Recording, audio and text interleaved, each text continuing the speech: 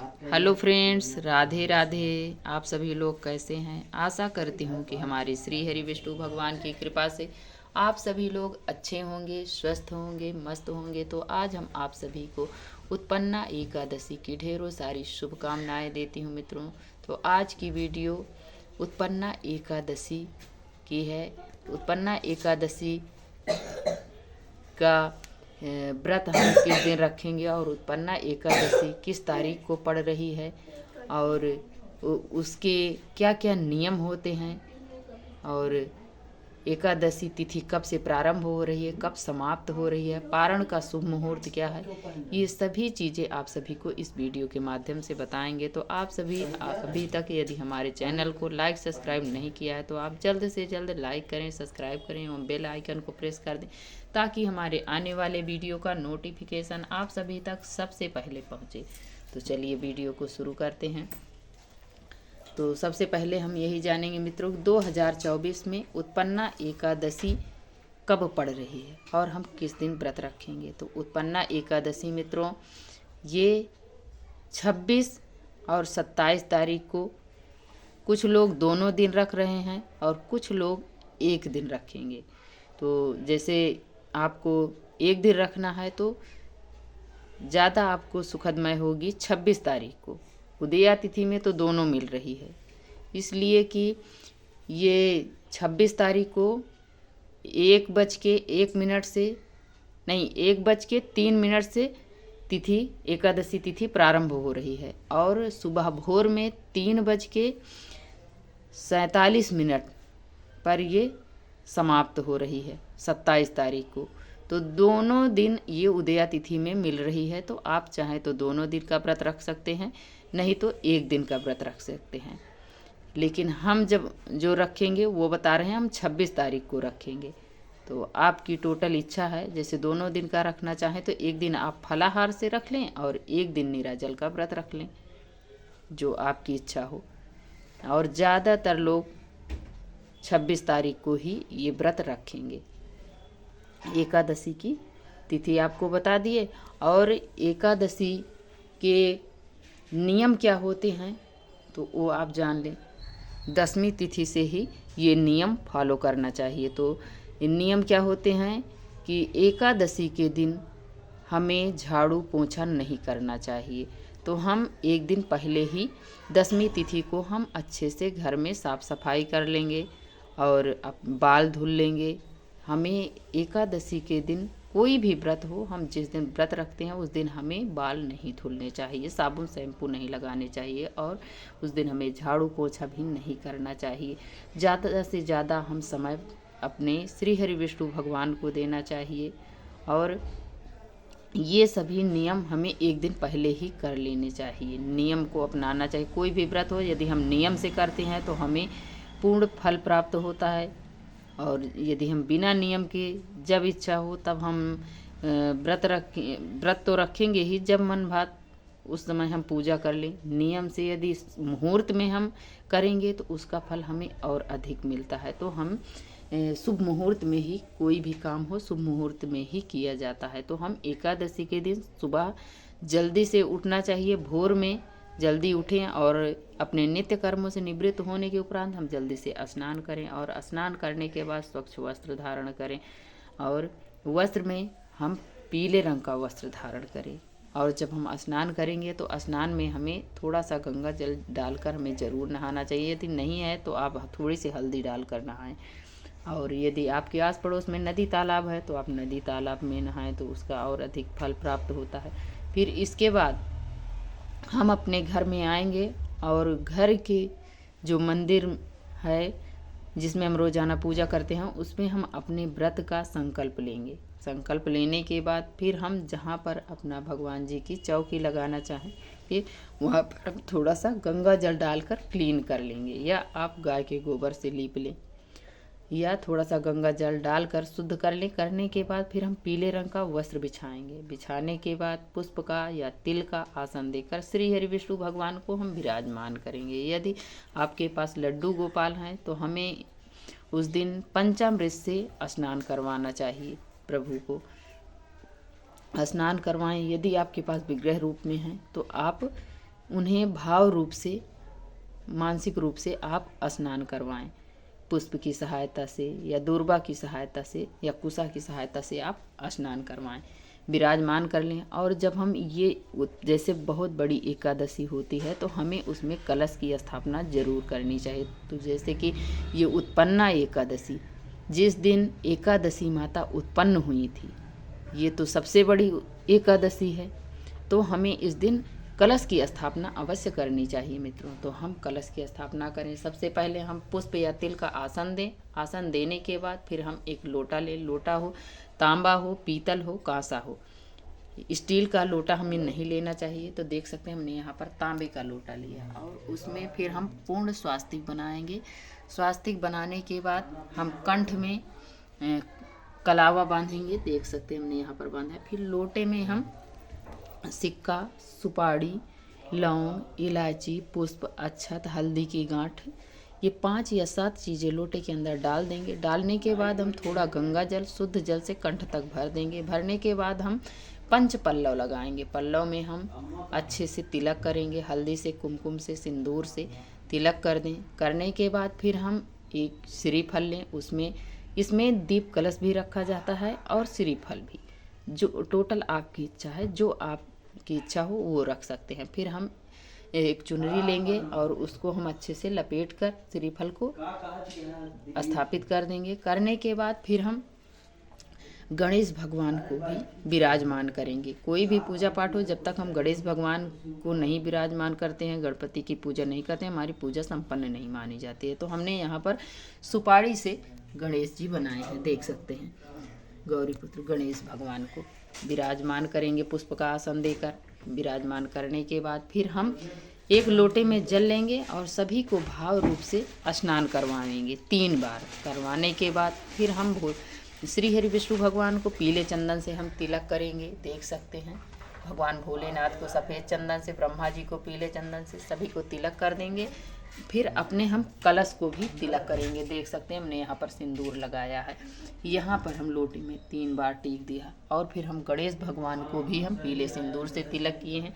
करने के बाद फिर हम सभी को वस्त्र स्वरूप कलावा समर्पित करेंगे। तो देख सकते हैं हमने यहाँ पर कलावा समर्पित कर दिया है श्री हरि विष्णु भगवान को। और कलश में भी हमने यहाँ पर चुनरी के अंदर ये लपेट दिया है कलावा। और फिर हम गणेश भगवान को जनेऊ समर्पित करेंगे। वस्त्र स्वरूप हमने यहाँ पर एक कलावा समर्पित किया है। फिर इसके बाद हम सभी को पुष्प समर्पित करेंगे। तो देख सकते हैं हमने यहाँ पर श्री हरि विष्णु भगवान को पीले रंग का पुष्प अति प्रिय है, हमने वहाँ पर पीले रंग का पुष्प समर्पित किया है। और गणेश भगवान को भी पीले रंग का पुष्प और दूर्वा उन्हें बहुत प्रिय है, तो हम दूर्वा समर्पित करेंगे। गैया मैया को हम दूर्वा और पुष्प समर्पित करेंगे।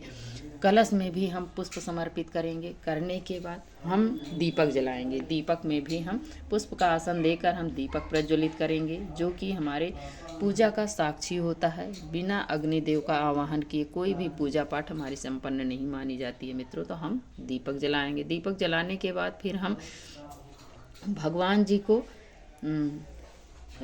इसके बाद फिर हम हाथ में पुष्प और तिल लेकर हम भगवान जी का व्रत का फिर से हम संकल्प लेंगे। संकल्प लेने के बाद नाम गोत्र बोलेंगे, स्थान बोलेंगे, जिस व्रत को रख रहे हैं, कर रहे हैं, जिस मनोकामना से वो बोलकर हम भगवान जी के चरणों में पुष्प चढ़ा देंगे। इसके बाद फिर हम भगवान जी को भोग समर्पित करेंगे। तो भोग में हमने यहाँ पर लड्डू लिया है भगवान जी को।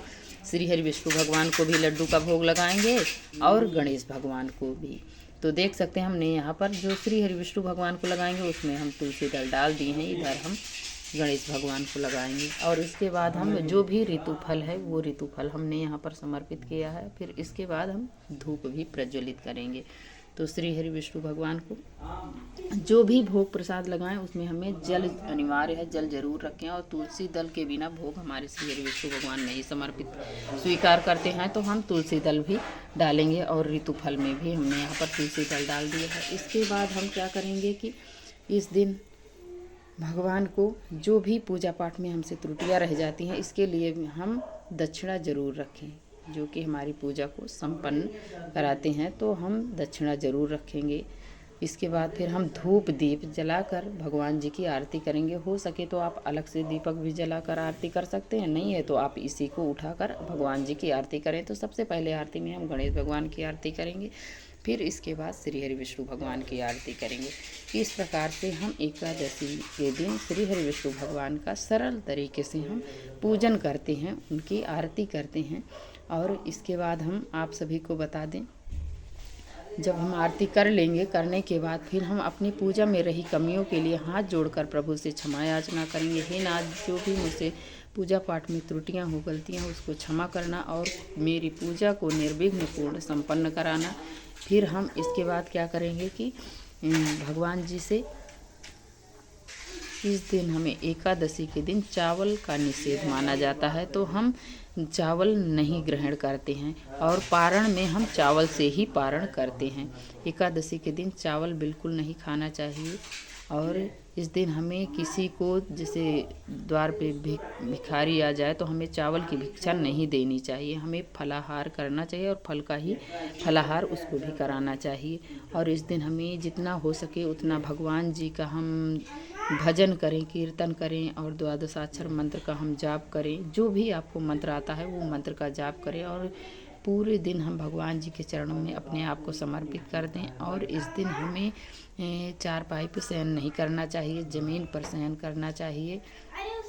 और इसके बाद हम भगवान जी से और जितना से जितना हो सके उतना हम भगवान जी को ही इस दिन हम समय दें।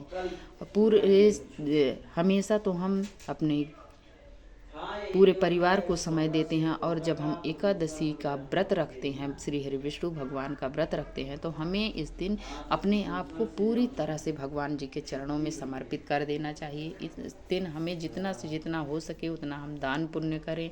और जैसे अब ठंडी का सीज़न आ गया है तो हमें इनमें इस दिन हमें जैसे जूता, चप्पल और कंबल, स्वेटर, ये सब चीज़ें हमें दान करनी चाहिए। दान करने से हमें कई गुना बढ़कर हमें पुण्य फल प्राप्त होता है। और एकादशी का व्रत रखने से हमें मोक्ष की प्राप्ति होती है और जो हमारे पितृ देवता होते हैं वो प्रसन्न होते हैं, प्रसन्न होकर हमें मन वांछित फल प्रदान करते हैं। हमारे घर में सुख शांति तथा बरकत बनी रहती है।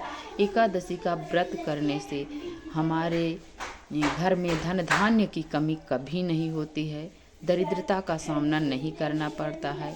और हम जो बार बार जन्म लेते हैं मरते हैं, जन्म लेते हैं मरते हैं, इससे हम छुटकारा पा जाते हैं, हमें मोक्ष की प्राप्ति होती है, नरक योनि में हमें नहीं जाना पड़ता है।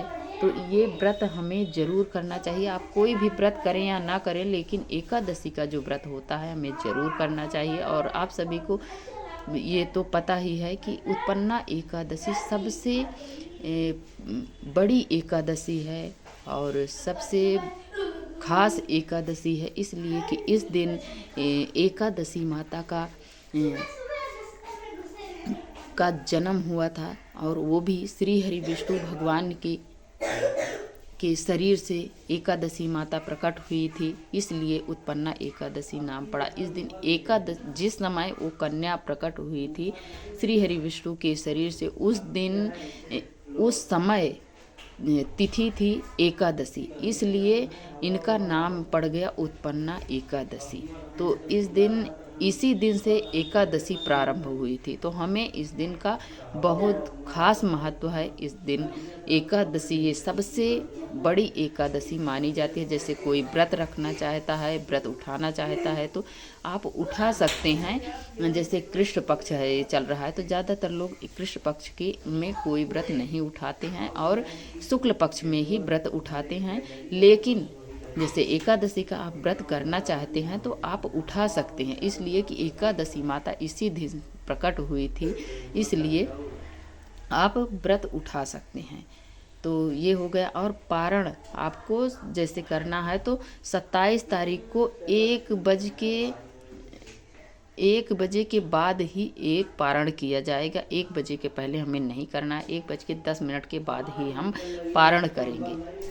और जो 2 दिन का रखेंगे वो 28 तारीख को पारण करेंगे। और जो 26 को व्रत रखेंगे जैसे एक दिन का, तो वो 27 तारीख को 1 बज के 10 मिनट के बाद ही पारण करेंगे। पारण भी आप सभी को बता दिए। और ये जो अगहन मास में, मार्गशीर्ष मास में ये उत्पन्ना एकादशी पड़ रही है, ये अपने आप में बेहद खास है, सबसे बड़ी एकादशी है, सबसे बड़ी पुण्य फल देने वाली है, इसलिए कि अगहन मास में पड़ रही है। माता लक्ष्मी का ये माह है, तो इसमें हमें एकादशी का व्रत करने से कई गुना बढ़कर हमें पुण्य फल प्राप्त होता है। मित्रों, हमें ज़रूर एकादशी का व्रत करना चाहिए। यदि आप हर महीने की जो शुक्ल पक्ष की, कृष्ण पक्ष की दोनों एकादशी पड़ती है, यदि आप नहीं रहना चाहते हैं तो मत रखिए। लेकिन जो सब बड़ी एकादशी मानी जाती है, जो खास होती हैं, उन एकादशी को आपको ज़रूर करना चाहिए। पहली बात तो हमें सभी एकादशी अपने आप में खास ही होती हैं, कुछ ना कुछ उनका रीज़न होता ही है, कुछ ना कुछ फल तो हमें देती ही देती है। इसलिए कि हमारे जितने भी पाप होते हैं, कहते हैं कई गुना, जैसे ब्रह्म जैसे हत्या को भी नष्ट कर देती है एकादशी माता, और आपको मोक्ष प्रदान करती हैं। तो ये तो सबसे बड़ा व्रत है, तो हमें ज़रूर करना चाहिए। जैसे आप नहीं करना चाहते हैं, तो जैसे देवउठनी एकादशी हो गई, उत्पन्ना एकादशी हो गई, ये सब एकादशी अपने आप में बहुत खास होती हैं, तो ये एकादशी हमें ज़रूर करना चाहिए मित्रों सभी को। तो आज की वीडियो मित्रों यहीं तक है। यदि आप सभी को थोड़ी भी अच्छी लगे तो हमें लाइक सब्सक्राइब करना ना भूलें, और प्यारा सा कमेंट लिखकर हमें ज़रूर बताएं कि ये वीडियो आप सभी को कैसी लगी। और वीडियो देखने के लिए आप सभी को बहुत बहुत धन्यवाद मित्रों। राधे राधे। जय श्री कृष्णा, जय श्रीमन नारायण।